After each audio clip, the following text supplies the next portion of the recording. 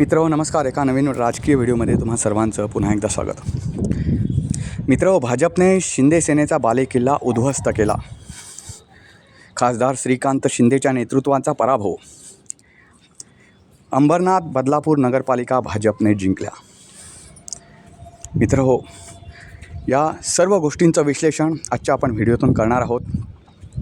राज्यातील महत्त्वाच्या नगरपरिषद नगरपंचायतीमध्ये काय राजकीय घडामोडी घडल्या, त्याच्यामागे कोणती शक्ती कार्यरत होती आणि त्याचा परिणाम निकालावर कसा झाला, हे सर्व आपण जाणून घेणार आहोत आजच्या व्हिडिओमध्ये विस्तारानं. तर व्हिडिओ शेवटपर्यंत बघायला विसरू नका. मित्रहो, सर्वांचे लक्ष असलेला नगरपालिका निवडणुकीचा निकाल रविवारी जाहीर करण्यात आला. यामध्ये भाजपने बाजी मारल्याचं नेहमीप्रमाणे दिसून येत आहे.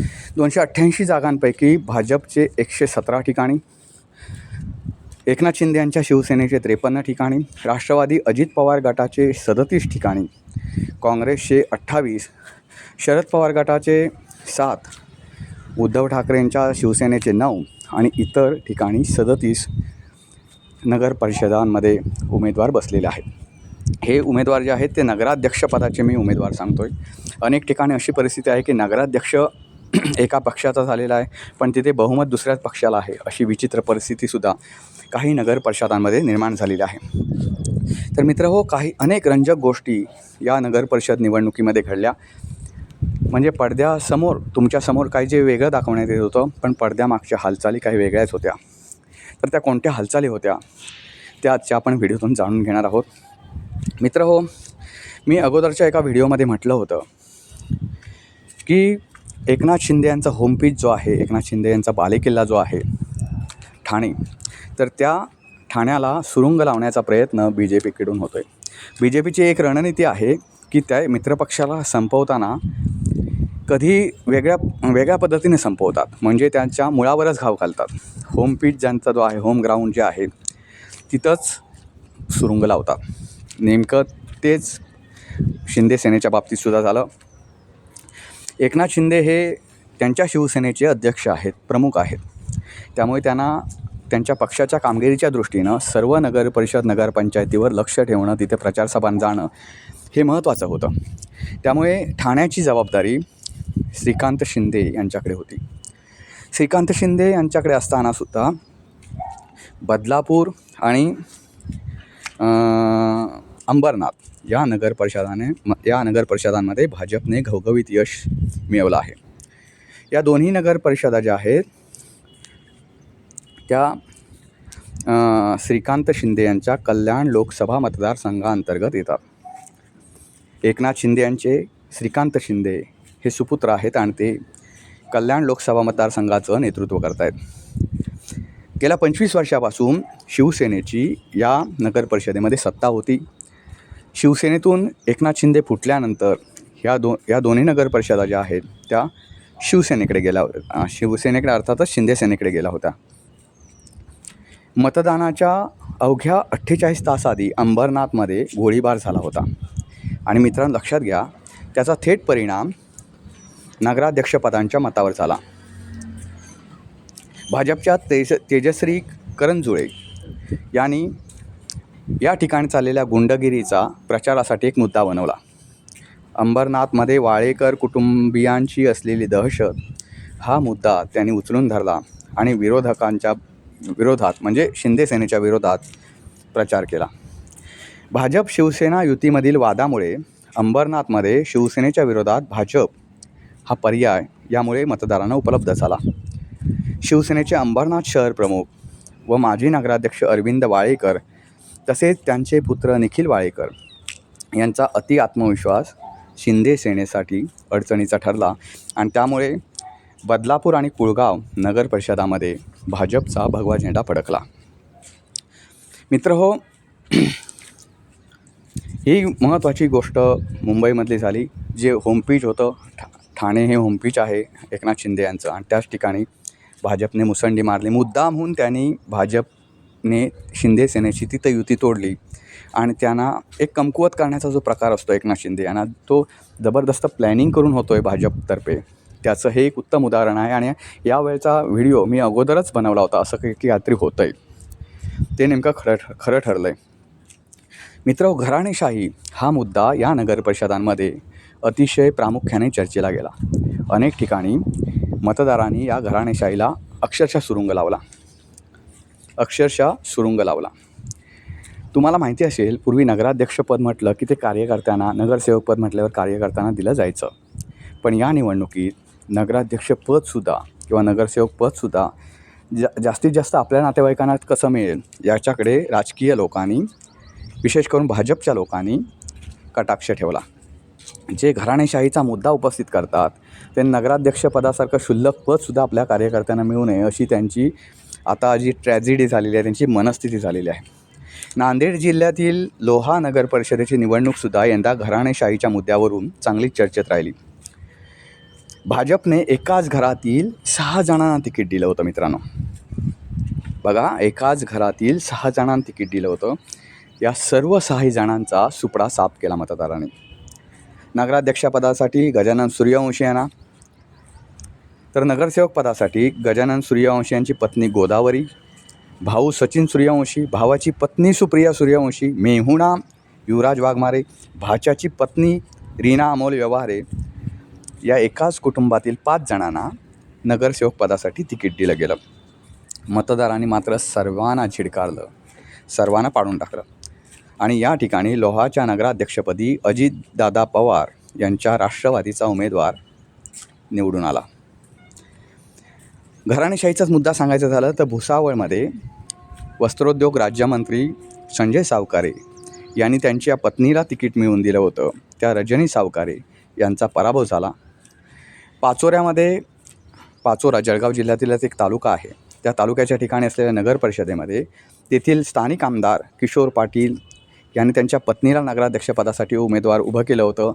त्यांच्या विरोधात भाजपमध्ये जे त्यांचे विरोधक होते, म्हणजे इतर विरोधक जे होते, किशोर पाटील यांचे विरोधक, राजकीय विरोधक, त्या सगळ्या विरोधकांना भाजपने निवडणूक जाहीर होण्यापूर्वीच आपल्या पक्षात घेतलं आणि त्यांच्याभोवती त्यांची कोंडी करण्याचा प्रयत्न केला. मात्र ती कोंडीतून बाहेर पडत किशोर पाटील यांनी त्यांच्या पत्नीला निवडून आणण्यामध्ये महत्त्वाचा वाटा उचलला आणि त्यांनी निवडून आणलं. त्यांचे जे विरोधक होते भाजपमध्ये, जे त्यांनी कोंडी करण्यासाठी एकत्र आणले होते भाजपमध्ये, त्या सगळ्यांचा सुपडा साफ झाला. त्याच्यामध्ये माजी आमदार दिलीप वाघ यांच्या पत्नीसुद्धा उभ्या होत्या. त्या पत्नींचा पराभव झाला. मित्रहो, मुक्ताईनगर हे एक महत्त्वाचं ठिकाण आहे जळगाव जिल्ह्यातील, कारण ते माजी महसूल मंत्री एकनाथ खडसे यांचं होमपिच आहे. आणि महत्त्वाचं म्हणजे केंद्रीय क्रीडा राज्यमंत्री रक्षा खडसे यांचासुद्धा हा होमपिच आहे. या मुक्ताईनगर नगरपंचायतीच्या निवडणुकीत भाजपला जोरदार धक्का देऊन शिंदे सेनेनं मोठा विजय मिळवला आहे. आता या ठिकाणी भाजपचा सुपडा साफ झाल्यानंतर मंत्री असलेले, जळगाव जिल्ह्यातील एक मंत्री असलेले गिरीश महाजन यांनी एकनाथ खडसे यांच्यावर, हे दोघे राजकीय विरोधक आहेत कित्येक वर्षापासून, तर गिरीश महाजन यांनी असा आरोप केला एकनाथ खडसे यांच्यावर. आता सध्या एकनाथ खडसे हे शरद पवार गटामध्ये आहेत.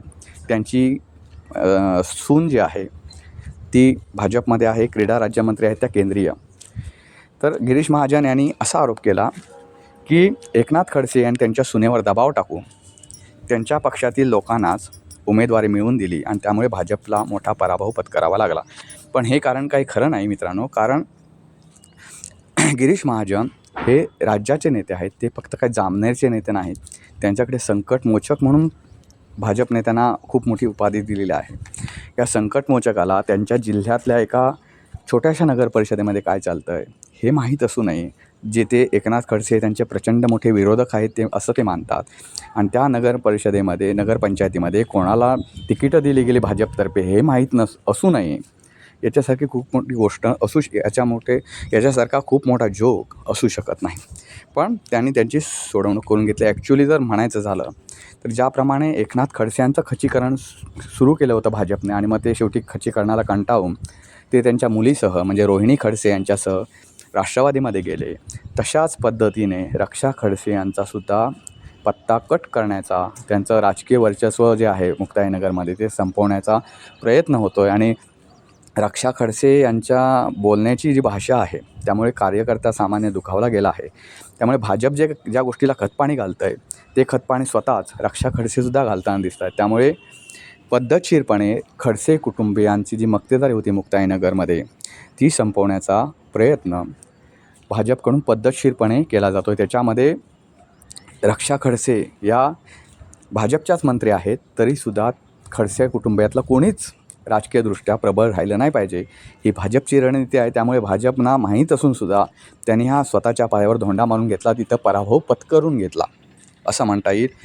याच जळगाव जिल्ह्यामध्ये धरणगावच्या नगराध्यक्षपदी महाविकास आघाडीच्या उद्धव ठाकरे गटाकडून उभ्या राहिलेल्या लीलाबाई सुरेश चौधरी या निवडून आलेल्या आहेत. मात्र येथे सत्ता महायुतीची आहे. 15 जागांपैकी महायुतीला इथे 15 जागा मिळालेल्या आहेत, तर महाविकास आघाडीला 8 जागा मिळालेल्या आहेत. या ठिकाणी सांगायचं गेलं तर महत्त्वाचं म्हणजे हे धरणगाव जे आहे ते पाणीपुरवठा मंत्री राज्याचे ग्रामीण पाणीपुरवठा मंत्री गुलाबराव पाटील यांचा होमपिच आहे, जे शिंदे सेनेचे मुलूक मैदानी तोप असं म्हटलं जातं. त्या ठिकाणी महाविकास आघाडीचे नगराध्यक्ष झालेले आहेत, पण बहुमत आहे महायुतीला. अशी विचित्र परिस्थिती आहे. गुलाबराव पाटील यांना त्यांच्या होमपिचवर विजय काही मिळवता आलेला नाही.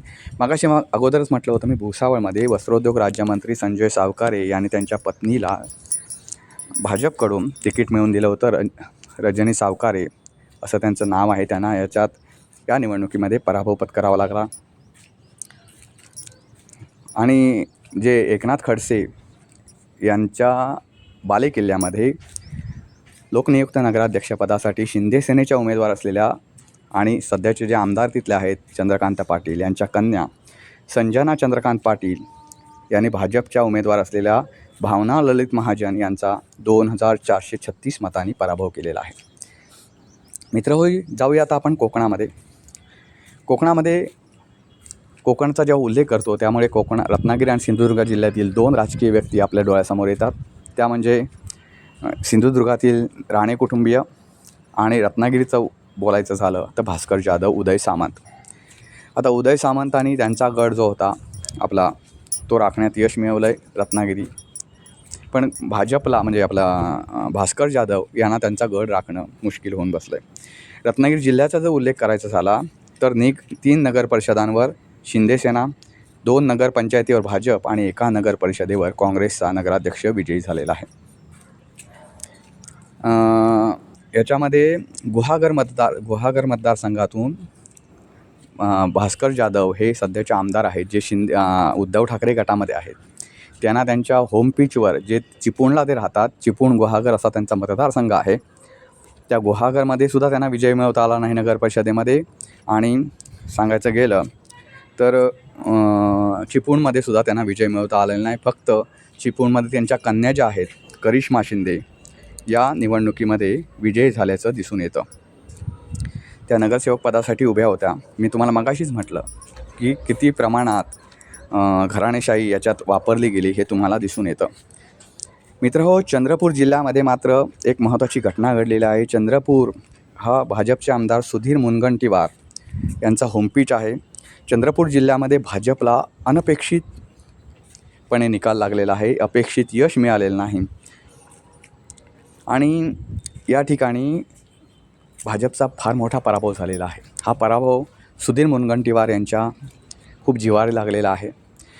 निवडणुकीतील पराभवानंतर बोलताना सुधीर मुनगंटीवार यांनी पक्षश्रेष्ठींवर अनेक आरोप केले. त्या आरोपांबद्दल बोलायचं झालं तर त्यांनी असं म्हटलं आहे की काँग्रेसनं या ठिकाणी काँग्रेसच्या पक्षश्रेष्ठींनी जसं तिथल्या लोकांना, स्थानिक पदाधिकाऱ्यांना, कार्यकर्त्यांना जसं पाठबळ दिलं तसं भाजपतर्फे पाठबळ दिलं गेलं नाही कार्यकर्त्यांना वगैरे वगैरे. उलट इथे मोठ्या प्रमाणावर बंडाळी माजवली गेली मुद्दामहून आपले पाय खेचण्यासाठी.